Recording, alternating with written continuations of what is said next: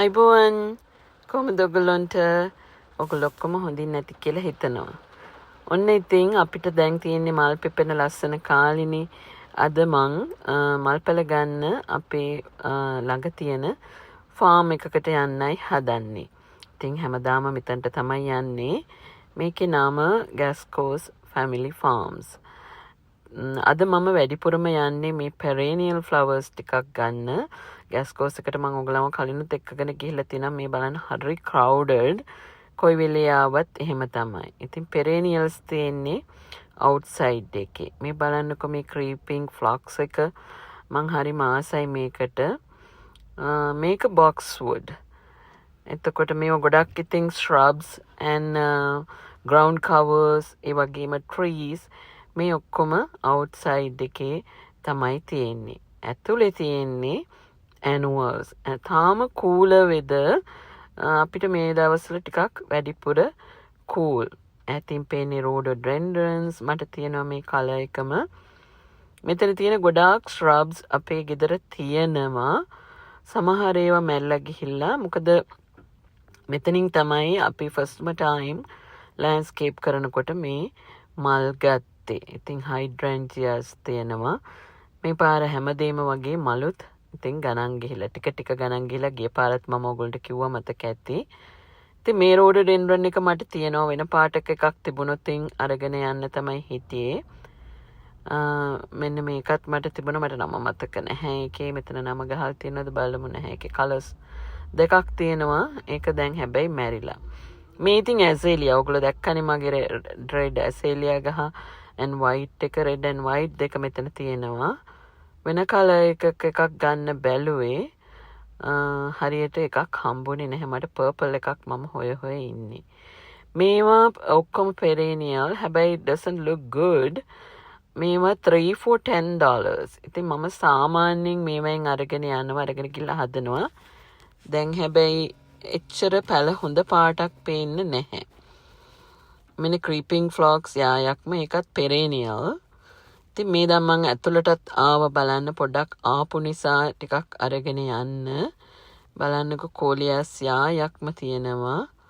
මේක sweet potatoes. ඊට පස්සේ මම ආවා මේ vegetables පැල ටිකක් මෙතනින් අරගෙන යන්න මම home depot එකකිනුත් ගන්නවා. මෙතන මේ vegetables පැල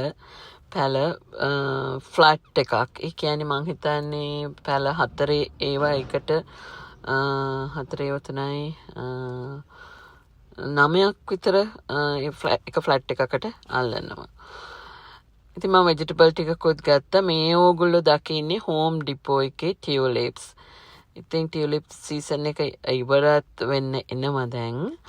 පුදුම ලස්සනයි ගොඩක් තියෙනවා. මම මෙතනින් ගෙනල්ලා වෙනදට හදනවා. මට ඕන කරලා තියෙන ටියුලිප්ස් ටිකක් එකතු කරගන්න.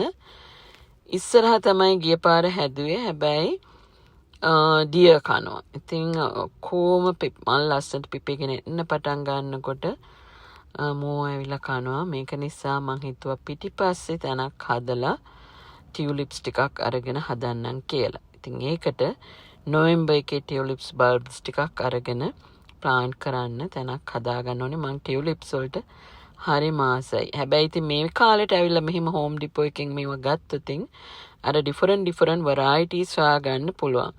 බල්බ්ස් හදන්න බෑග්ස් වල ගත්තම ඒවා එච්චරම නෑ. මේ බලන්නකො මේක ලස්සන.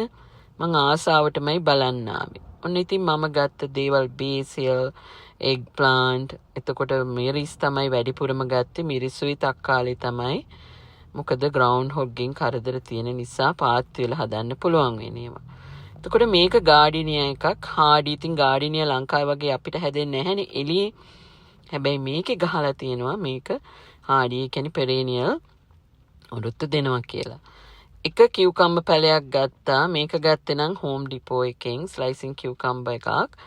එතකොට මේක cayenne pepper කියන්නේ අමු මිරිස්, දිග අමු මිරිස් එක.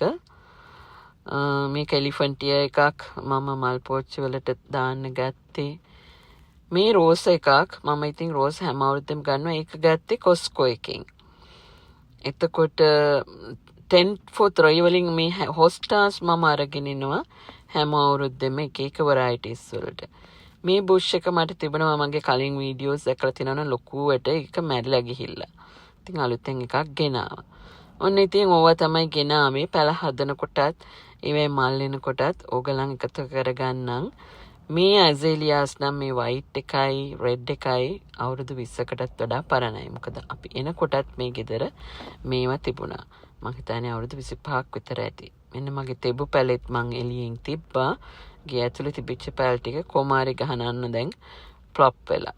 මේ ගිය අවුරුද්දේ හදපු ඇසේලියා එකක් බලන්න ඒකත් ලස්සනයි. මෙතනට මැච් වෙන්න පර්පල් එකක් හොයාගන්න තමයි මම ගියේ. මේ නොකවුට් රෝස් එක මම ගෙනාවේ කොස්කෝ එකකින්. ඉතින් ඔය වගේ හැමතැනින්ම කොස්කෝ, හෝම් ඩිපෝ, ලෝස්, එතකොට මේ ගැස්කෝස් ෆැමිලි ෆාම් එකකින් වෙන ෆාම්ස් වලින් වෝල්මාර්ට් එකකින් හැමතැනින්ම දැක්කම මම පැල එකතු කරගන්නවා. මේ දහස් පෙතියා මම ඉතින් කොච්චර මල් තිබුණත් ඒකට හරි ආසයි. ගොඩක් ලස්සන මල් පිපෙනවනේ වෙජිටබල් ගාඩන් එකේ වටේ හදන්නත් හොඳයි. මේක ඉම්පේෂන්ස් ඒකත් හෙවන තැන්වලට වෙජිටබල් ගාඩන් එකේ වටේ හදන්න තමයි මෑරිගෝල්ඩ්ස් ගත්තේ. මේ මම කිව්වේ එක විදිහේ හොස්ටාස් මම කලෙක්ට් කරගන්නවා. හැම අවුරුද්දෙම ගැස්කෝස් එකෙන් $3 for $10 වලට අරගෙන එනවා. ඔන්න රෝස්මරි ගහකුත් ගත්තා. හැම අවුරුද්දෙම ඒකත් මම හදනවා. ඉතින් එහෙනම් මගේ වෙජිටබල් ගාඩන් එකයි ෆ්ලවර් ගාඩන් එකයි එක්ක ඔයගොල්ලෝ දිගටම එකතු වෙලා ඉන්න. තවත් දවසක මේ වගේ ලස්සන වීඩියෝ එකකින් හමු වෙනකන් ගිහින් එන්නම්. ඕගොල්ලෝ හැමෝම සතුටින් ආදරෙන් ඉන්න.